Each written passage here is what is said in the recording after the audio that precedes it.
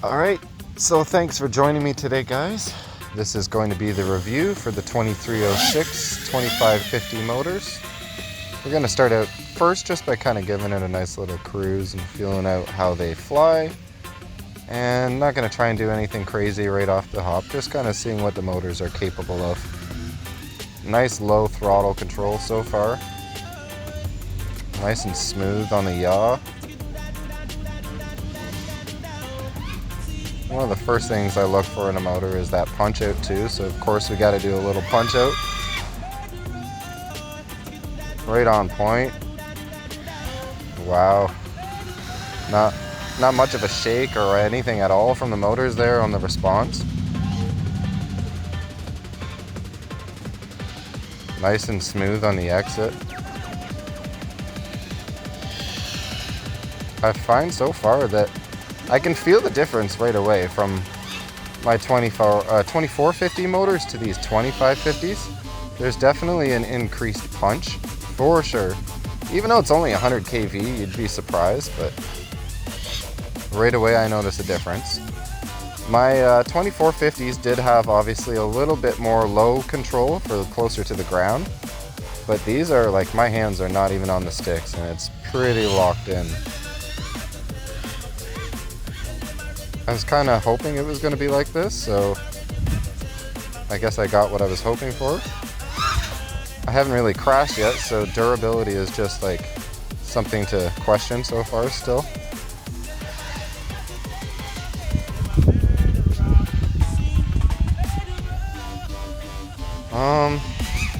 My voltage isn't sagging too much, like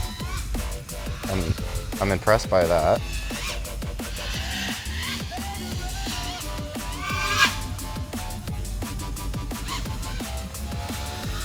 So far, I have nothing negative to say about these motors. Well,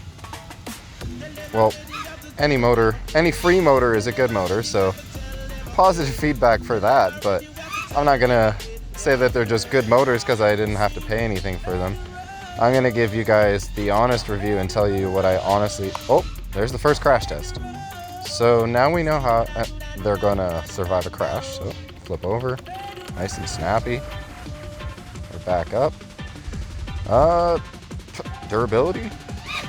That wasn't that hard of a crash, so that's not really like a good test for durability, but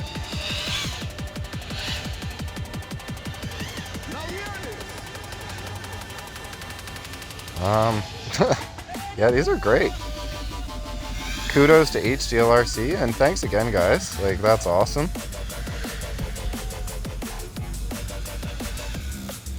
I kind of like that extra little pop of the throttle. Oh, I notice now there's when the battery dies on the 2550s compared to my 2450s, my throttle power or response right now is way lower than it would be with my 2450s.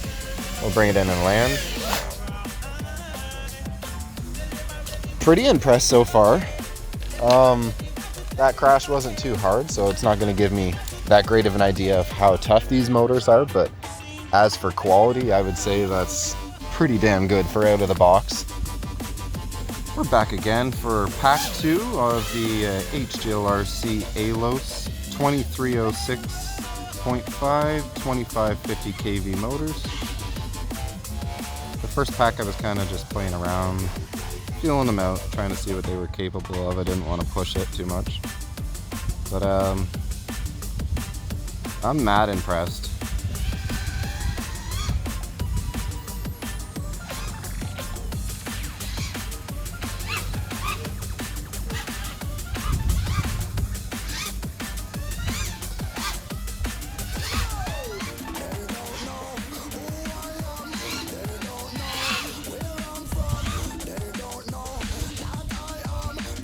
Later on this week, I'm actually also going to be releasing a couple more review videos on the 13mm FPV Cycle Glide motors.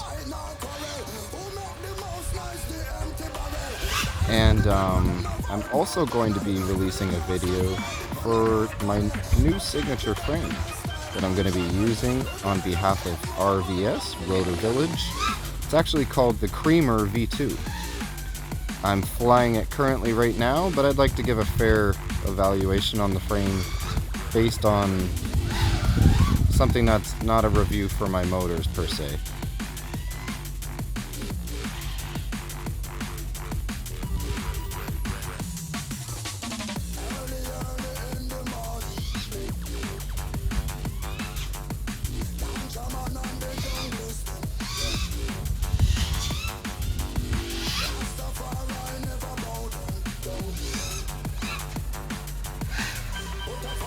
I'm honestly super impressed. These motors are great. I honestly would not mind using these as my everyday motor from this point now. They're super smooth.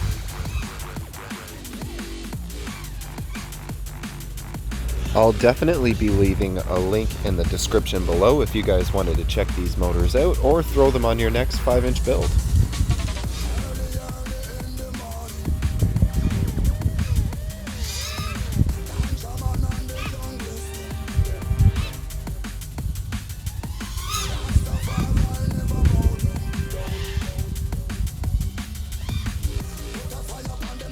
Kind of went quiet there for a little bit.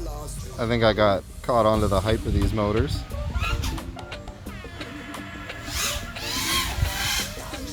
I'm gonna bring it in. It's Thanksgiving, so I've got to head back and have dinner with the family. Thank you guys so much for checking in, and I hope you all stay safe and have a wonderful Thanksgiving. Hey guys, this is the HGLRC Aeolus motor. The size that I'm going to be using for my review is the 2306.5 2550 kV. With a motor of this size in kV, you would of course use a 4S battery. We're going to take a closer look at the motor right now and see what it actually looks like up close.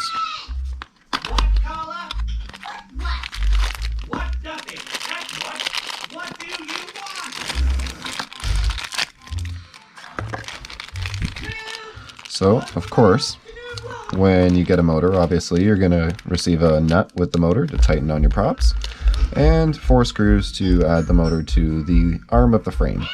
So, I've noticed that at the bottom of the motor here, we actually have almost like a rubberish silicone kind of padding that's going to stop those wires from getting ripped out on any sort of rigid movements or hard crashes. It's 20 AWG. So that's a typical motor wire size, and it's actually got this little plastic piece that's underneath there. I think that's probably for avoiding debris, or oh no, actually what I think that's for is for stopping the screws from hitting the coils underneath. So when you tighten your screw, what that's going to do is stop the actual tip of the screw from touching the coils of the motor. That's actually very smart. That's the first time I've seen that too. The pattern on the top is amazing. The color's red and black. Of course I'm going to like it. My favorite color is red, so it sticks out, pops. And it's a 2306.5 size stator. So it's going to be a little bit lower and a little bit wider than your 2207 size motor. I'm not really going to get down to the nitty-gritty absolute details of the motor because most motors have general same specs as long as it's the same size in kV, but I'm familiar to using a 2450 kV motor, and this is 2550 kV. So in my video you actually got to see a little bit of a difference to my familiar flying that I usually do, and I noticed that there is quite a bit more punch, a lot more response, but I did notice that my battery did die a little bit sooner, but that's expected with a higher kV motor. But honestly, I'm very impressed with the quality of the motor itself.